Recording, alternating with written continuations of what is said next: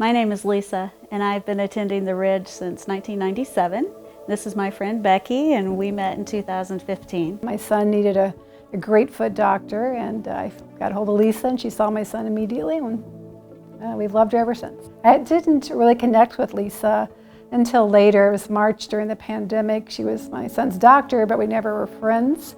I reached out to her on Facebook, and we became friends. We started having church online during March because of COVID, and I would have a watch party every single week on my Facebook page, and Becky joined and a couple other friends joined, and I noticed they were joining every single week, and I was excited to have the opportunity to spend that time with them. And then when our church opened up again and we could come back, I chose not to come back live because I didn't want to lose my friends that I was hanging out with every week. I wondered why. Is that why? Yes, yeah. My husband came back because he's part of the safety team, and I struggled with that, but I chose to stay put and hang in there. Every Sunday I would see the beginning where it says, if you want to reach out to us, text this number. And every Sunday I just felt closer and closer to doing that.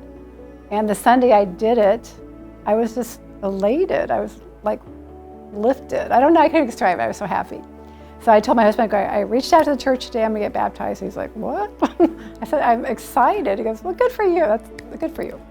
And I was so excited. Tim called me and told me that she was going to be baptized, and had she told me yet? And I said no, and maybe I wasn't supposed to know, maybe this was going to be a surprise, and you ruined it. And he said, well, some things are best told instead of kept secret. So then he invited me to her baptism and surprised her, and that was just such a blessing. Since I gave my life to God on December 13th, my life just feels so much fuller.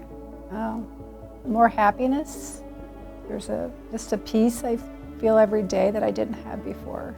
It's interesting to go back and to realize that a lot of times you don't even know how much of an impact you're having on people, or you don't know how much they are receiving when you share yourself with them, and you share your experiences with them, and you share your church with them. And this is just an example of how I was just willing to be available, and God did His thing. This had nothing to do with me, just other than being willing to share.